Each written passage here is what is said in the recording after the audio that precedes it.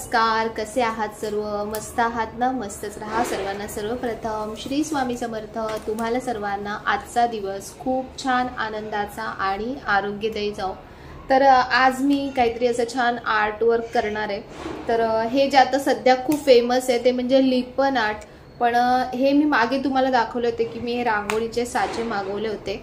तर आता सध्या काही रांगोळीचा तेवढा यूज होत नाहीये. तर मग म्हटलं ह्याचा काहीतरी वेगळा असा वापर करावा.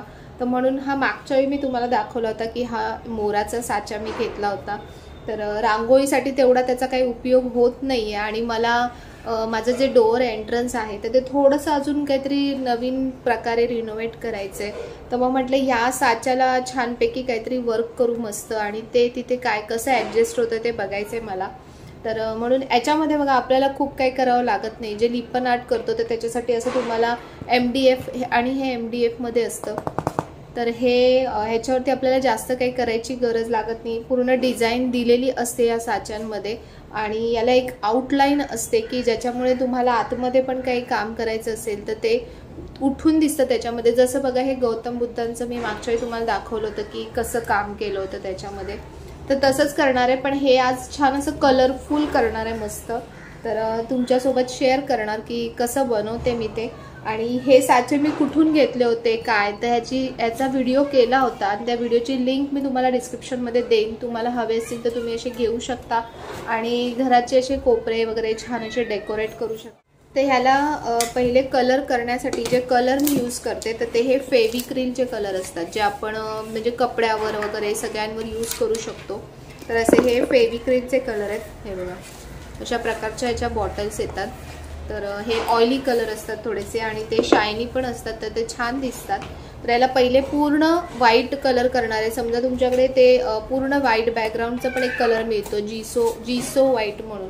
तर तो जो असेल तर तो पूर्ण करायचा आणि त्याच्यानंतर त्याला कलर करायचा. पण तो नसेल तर तुम्ही नॉर्मल हा फेविक्रिलचा पण जो व्हाईट कलर येतो तो पूर्ण बॅकग्राऊंडला करून जर याच्यावरती नंतर आपण दुसरे कलर केले तर ते आणखीन सुंदर असे उठून दिसतात. तर सुरुवात मी आता या व्हाईट कलरने करते. तर सुरुवात मी करते सध्या व्हाईट कलरने. व्हाईट बॅकग्राऊंड यासाठी द्यायचा की त्याच्यावरती तुम्ही जेही दुसरे कलर्स त्याच्यावरती अप्लाय करतात तर ते मग आणखीन छान उठून दिसतात. आणि कधी कधी आपल्याला त्याच्यावरती डबल कोटिंग करण्याची सुद्धा गरज लागत नाही. तर बघा एक हात काम करतोय तर दुसरा हात सुद्धा आला. म्हणजे निष्ठाला पण खूप आवडतं असं ड्रॉइंगचं वर्क वगैरे किंवा कलरचं काम असेल तर तिला खूप आवडतं.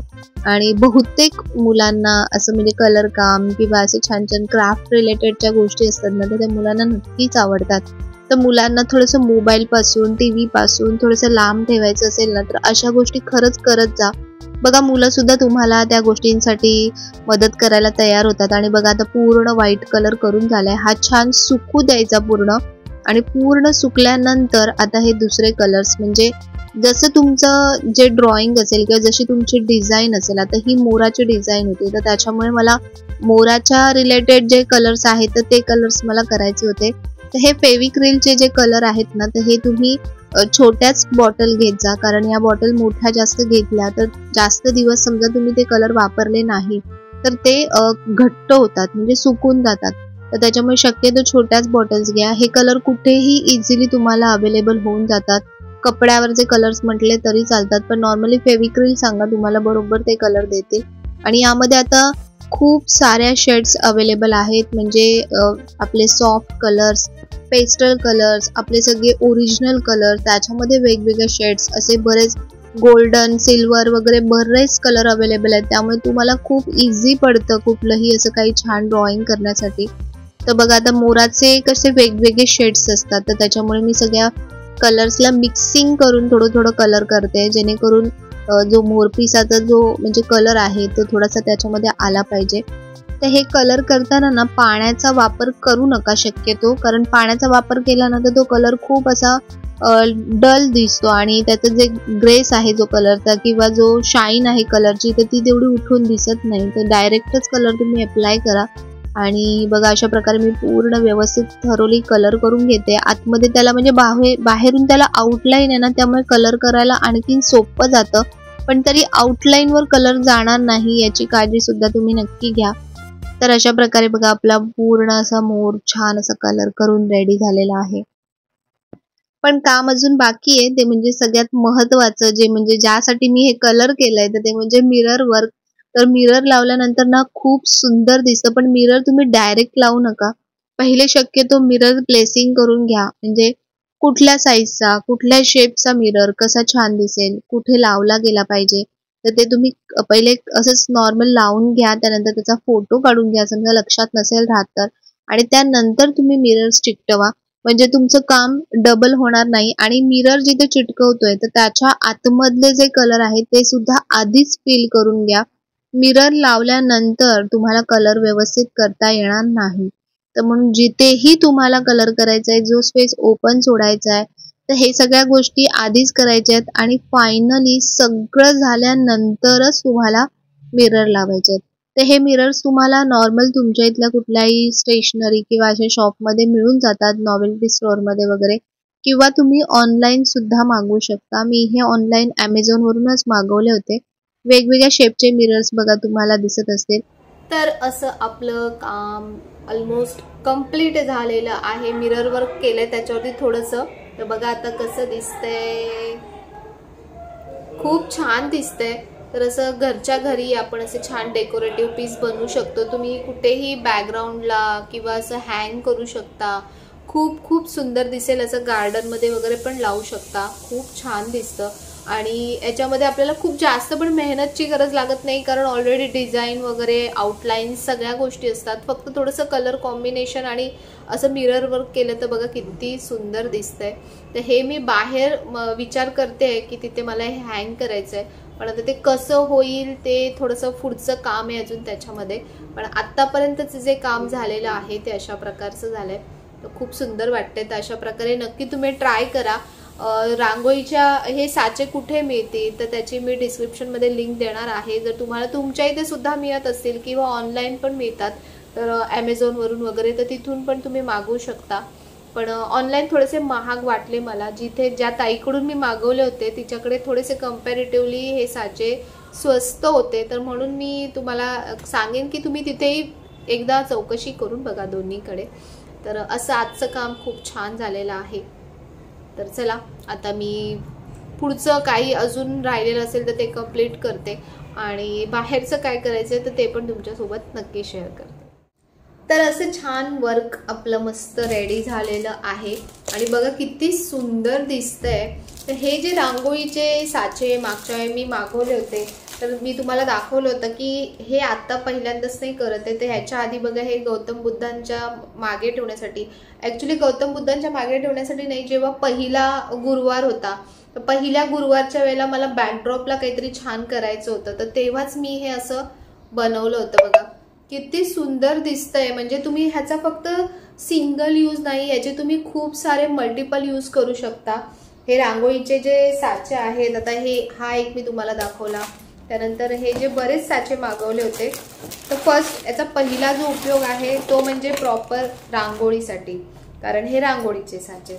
तर रांगोळीमध्ये हे इझी पडावं, ज्यांना रांगोळी व्यवस्थित अशी काढता येत नाही रेखीव वगैरे, पण त्यांना असं वाटतं की सुंदर दिसली पाहिजे, तर त्याच्यासाठी हे साचे आहेत की याच्या आतमध्ये हा स्पेस असतो की तिथे आपण रांगोळी भरू शकतो आणि ही रांगोळी आपण उचलून दुसऱ्या ठिकाणी सुद्धा ठेवू शकतो. म्हणजे तुम्ही असं कुठेही बसून सुद्धा हे काम करू शकता, असं तुम्हाला वाकण्याची वगैरे गरज लागत नाही. ह्याचा पूर्ण मी डिटेल व्हिडिओ केलेला आहे की रांगोळीचे साचे कसे यूज करायचे आहेत, परत याची काय म्हणजे किंमत काय आहे, कुठून मागवले, त्याचा मी पूर्ण आधीचा डिटेल व्हिडिओ केलाय.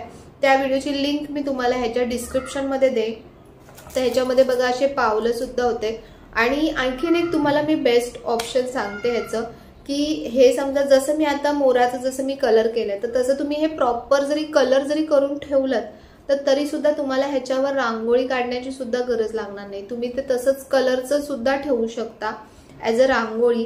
प्लस रांगोळीमध्ये सुद्धा म्हणजे आपण जसं रांगोळी भरून ठेवतो तर रांगोळी भरून न ठेवता जसं मी आता हे जसं मोराचं बनवलंय तर असं सुद्धा तुम्ही रांगोळीमध्ये हे पॅच ठेवू शकता, मंदिराच्या इथे ठेवू शकता, एखादी छान पूजा मांडली असेल पूजेच्या समोर ठेवू शकता, तुमच्या दरवाजाच्या डेकोरेशनसाठी यूज करू शकता, भिंतीवरती आपण प्लेस करू शकतो. जसं वॉल हँगिंग्स असतात तर तसं वॉल हँगिंग्समध्ये यूज करू शकतो. आता आता खूप ट्रेंड निघालाय की एखादी अशी भिंत छान अशी हायलाइट करायची असते, तर त्याच्यासाठी सगळ्यात बेस्ट आयडिया म्हणजे ना असा प्लेन कलर पूर्ण घ्यायचा, त्यावरती असं पूर्ण मिरर वर्क करायचं आणि अशी पूर्ण ती वॉल अशी छान तुम्ही सजवू शकता. म्हणजे इंटिरियर केल्यानंतर सुद्धा जितकं एलिगन्स लुक त्याच्यामध्ये येणार नाही ना, तेवढं हे सुंदर दिसेल.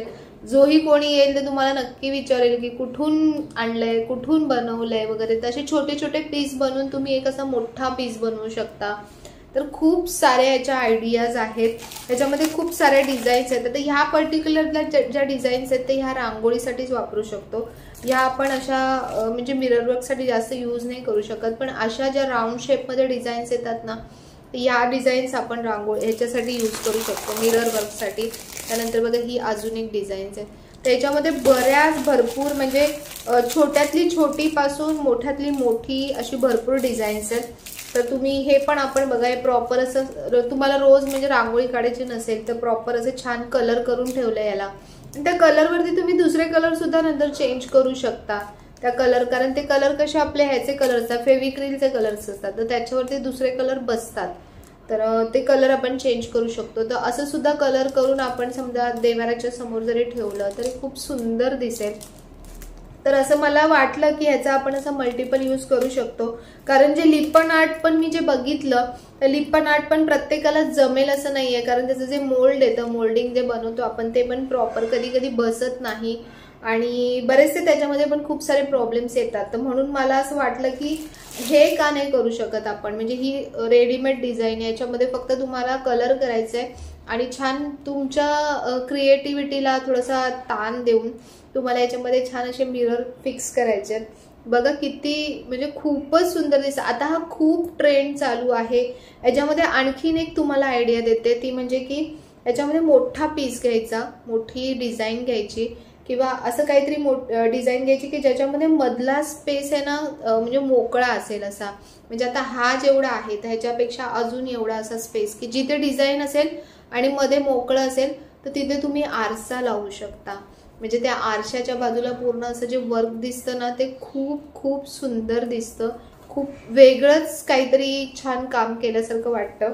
तर म्हणून असे सारे काय काय आजचे म्हणजे मी तुम्हाला दाखवले की अशा रांगोळीच्या साच्यांचे आपण असे वेगवेगळे यूज करू शकतो. तर खूप सुंदर दिसतं.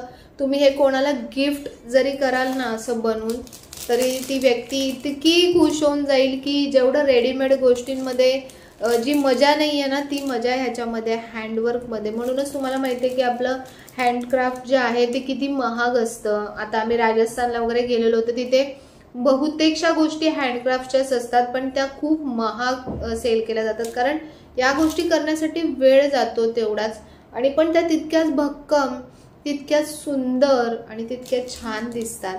तर म्हणून असं हे काम मी कसं केलं, आणि काही याला जास्त खूप खर्चही होत नाही, अगदी कमी खर्चामध्ये तुम्ही इतकं सुंदर सुंदर काम करू शकता.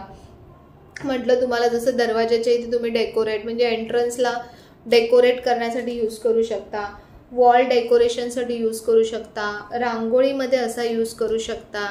त्यानंतर बरंच म्हणजे तुम्ही तुमच्या डोक्याला जितका ताण द्याल तितके तुम्ही याचा यूज करू शकता. तर असं छान छान तुम्ही करा. मुलांना सुद्धा मुलांना बघा ड्रॉइंगची वगैरे आवड असते, त्यांना पण असं काही काही करायला आवडतं, तर त्यांना पण असं छान तुम्ही कलर करायला असे आणून देऊ शकता. याच्यामध्ये ते छान कलर फील करतील आणि खूप छान आहे. मला पर्सनली ही गोष्ट खूप आवडली, खूप सुंदर वाटते. कलर करून ठेवलं तर बघा रांगोळीची म्हणजे ज्यांना रोजचा वेळ नाही आहे रांगोळी काढायला, तर ते तसे यूज करू शकतात. तर असं काय काय छान छान आर्ट वर्क करू शकतो आपण. तर 2-3 दिवसापासून माझी तब्येत खरंच खूप ठीक नव्हती, तर त्याच्यामुळे मी व्हिडिओ काही केलेच नाही.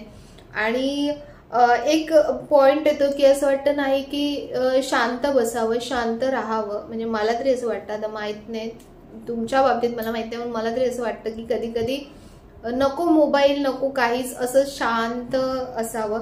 तर म्हणून त्या दरम्यान मी ही माझी कामं करून घेतली. काय काय म्हणजे ज्या कामांनी मला काहीतरी चांगलं वाटतं, मला असं उत्साही वाटतं, तर ते काहीतरी मी असं ड्रॉइंग किंवा आर्ट किंवा नेचर असं काहीतरी करत राहते. तर तुम्ही असंच काय तुम्हाला जे आवडतं ते कधी कधी असं छान तुमचे छंद जोपासा. असं काहीतरी छान छान करत राहा, त्यामुळे घरातही छान वाटतं. आता हे जे गौतम बुद्धांच्या बागे हा जो बॅकड्रॉप बनवलाय तो फक्त मूर्ती ठेवल्यावर आणि हे ठेवल्यावर बघा किती फरक पडतो त्या गोष्टीमध्ये. म्हणजे ते किती हे वाटतं बघा तुम्ही, किती सुंदर दिसते मूर्ती गौतम बुद्धांची. आणि कॅमेरामध्ये तर खरं सांगते की कॅमेरामध्ये काहीच कळत नाहीये, पण जेव्हा मी अशी समोरून डोळ्यांनी बघते ना तेव्हा ते आणखीन उठून आणि आणखीन खूप सुंदर दिसतंय. तर अशा छोट्या छोट्या गोष्टी मस्त करत राहा आणि खूप छान असा आनंद लुटत राहा या गोष्टींचा. तर असं जेव्हा आपल्याला कधी कधी असं नर्वस वाटतं, कधी तुम्हाला कधी बरं नसेल, काय नसेल, टाइम जात नसेल, कंटाळा येत असेल, खूपच बोर वाटत असेल, तेव्हा अशा काही गोष्टी तुम्हाला खूप आनंद देऊन जातात आणि तुमचा टाइमही कधी जातो तो तुम्हाला कळत नाही. तर अशा साऱ्या आजच्या काही आयडियाज मी तुमच्यासोबत शेअर केल्या. तुम्ही याच्यामध्ये मिरर सुद्धा फिट करू शकता. आणखीनही काही डेकोरेशनच्या बऱ्याच काही गोष्टी येतात, तर त्या सुद्धा तुम्ही याच्यामध्ये यूज करू शकता.